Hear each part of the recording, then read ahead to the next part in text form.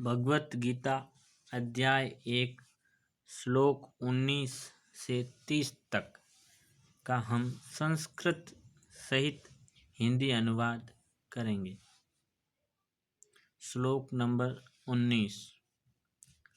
स गोसो धार्तराष्ट्राणां हृदयानि वेदारतः नभश्च पृथ्वीनि चैव तुमुलो अभ्युना नादयन्। इन विभिन्न शंखों की ध्वनि कोलाहलपूर्ण बन गई, जो आकाश तथा पृथ्वी को शब्दायमान करती हुई धृतराष्ट्र के पुत्रों के हृदय को विदीर्ण करने लगी। श्लोक नंबर 20। श्लोक नंबर 20। अथ व्यवस्थितान् दृष्टा धृतराष्ट्र कपिध्वज प्रवर्ते शस्त्र संपाते धनुर्धरे पांडवः ऋषिकेशं तदा वाक्यमिदमः महीपते। उस समय हनुमान से अंकित ध्वजा लगे रथ पर आसीन पांडुपुत्र अर्जुन अपना धनुष उठाकर तीर चलाने के लिए उद्यत हुआ। हे राजन, धृतराष्ट्र के पुत्रों को व्यूह में खड़ा देखकर अर्जुन ने श्री कृष्ण से ये वचन कहे। अर्जुन उवाच सैन्योरुभयोर्मध्ये रथं स्थापय मे अच्युत यावे दैतानिरक्षं युधुकामनावस्थितान् कैर्मया सह योद्धव्यमिति स्मरणीयं समुदीमे।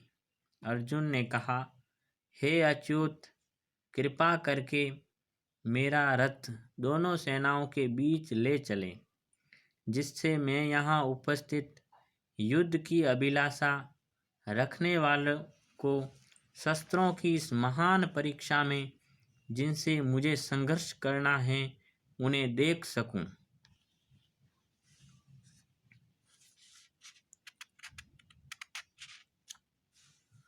श्लोक नंबर 21 और 22।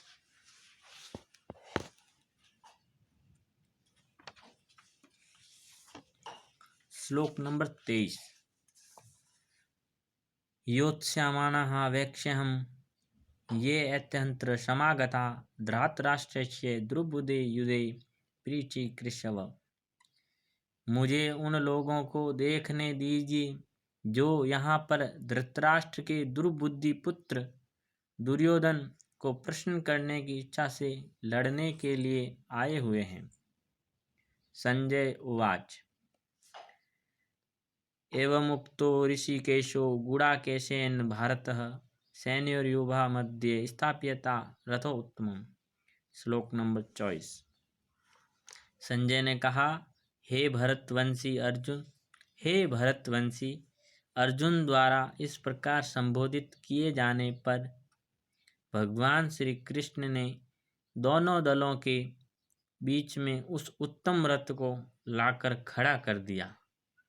भीष्म द्रोण प्रमुखतः सर्वेषां च महीक्षिताम् उवाच पार्थ पश्यतान् समवेता न कुरुनीति। श्लोक नंबर 25। भीष्म द्रोण तथा विश्व भर के अन्य समस्त राजाओं के सामने भगवान ने कहा कि हे पार्थ, यहाँ पर एकत्र सारे कुरुओं को देखो। श्लोक नंबर 26। तत्रा पश्यन्ति स्थितान् पार्थ पितॄनथ पितामहान् आचार्यान् मातुला भ्रातृपुत्रो पुत्रान् सखी स्थिता श्वशूरा न सुहृदे चैव सैन्योरूपो रपि। अर्जुन ने कहा, वहां पर दोनों पक्षों की सेनाओं के मध्य में अपने चाचा ताऊओं, पितामह, गुरुओं, मामाओं, भाइयों, पुत्रों, पौत्रों, मित्रों, ससुरों और शुभचिंतकों को भी देखा। तान् समक्षे च कौन्तेय सर्वान् बन्धुवस्थितान् कृपया पर्याविष्टो विसिद निदं ब्रवीत। श्लोक नंबर 27। अर्जुन ने कहा, जब कुंती पुत्र अर्जुन ने मित्रों तथा संबंधियों की इन विभिन्न श्रेणियों को देखा तो वह करुणा से अभिभूत हो गया और इस प्रकार बोला। अर्जुन उवाच। श्लोक नंबर 28। दृष्टवेमं स्वजनं कृष्ण युयुत्सं समुपस्थितं सिदन्ति मम गात्राणि मुखं च परिशुष्यति।